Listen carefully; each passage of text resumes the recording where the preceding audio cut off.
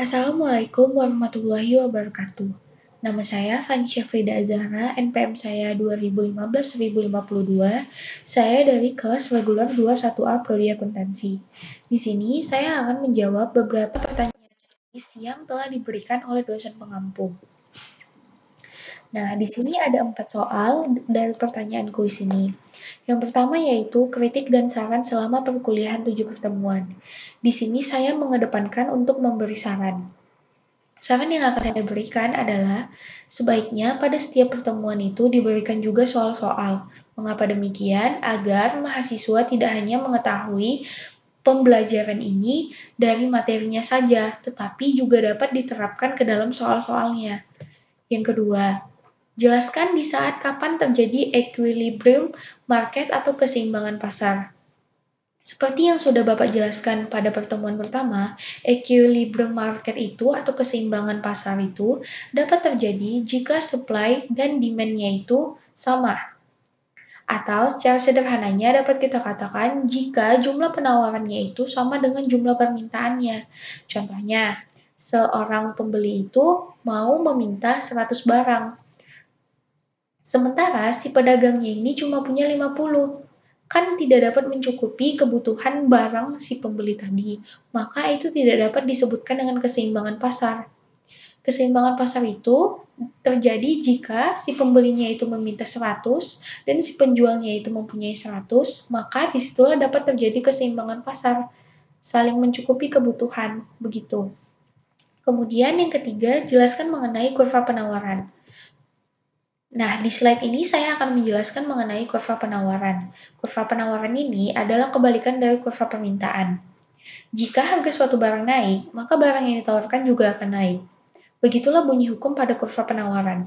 Kurva ini memiliki gradien atau kemiringan atau slope positif. Artinya, slope pada kurva ini berjalan naik dari pojok kiri ke pojok kanan atas. Nah, seperti yang ada di contoh ini, pada saat harganya 5.000, kuantitas dari penawaran itu cuma 10. Pada saat harganya 10.000, kuantitasnya itu naik menjadi 20. Mengapa demikian? Pada saat kita membahas tentang kurva penawaran ini, kita dapat menempatkan posisi kita sebagai pedagang. Nah, pada saat harganya 5.000 kan yang kita tawarkan itu ada 10. Berarti jumlah dari yang kita dapatkan itu sebesar 50.000. Pada saat harganya 10.000, kuantitas yang ditawarkan itu 20, maka jumlah yang kita dapatkan itu sebesar 200.000. Tentu saja lebih menguntungkan jika harganya naik, penawarannya juga kita naikkan, bukan? Nah, makanya pada saat membahas kurva penawaran ini, seperti saya katakan tadi, kita harus menempatkan diri kita sebagai pedagang. Karena pedagang itu kan mau mengambil untung yang sebanyak-banyaknya, atau mau memperoleh untung yang sebanyak-banyaknya. Kemudian, pertanyaan yang keempat itu, jelaskan siklus kedua dari CFD. Di sini saya akan menjelaskan terlebih dahulu apa itu CFD. CFD ini merupakan singkatan dari Circular Flow Diagram, atau sebuah model visual perekonomian yang menunjukkan bagaimana uang mengalir ke pasar melalui rumah tangga dan perusahaan.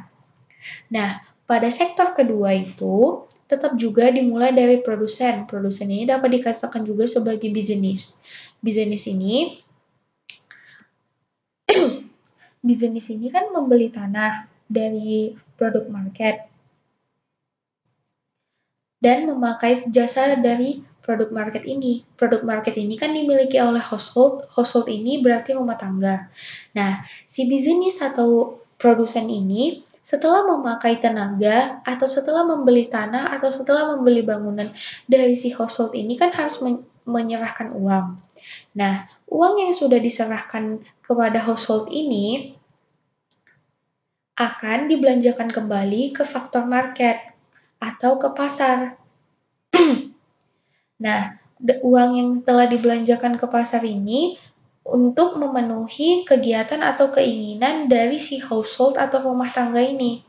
Kegiatan dalam pemenuhan kebutuhan dan keinginan yang dilakukan setiap hari ini mengakibatkan berkurangnya inventory yang ada di pasar dan akan melakukan permintaan barang atau jasa kembali kepada perusahaan atau kepada si bisnis ini. Begitulah alur siklus kedua dari circular flow diagram ini.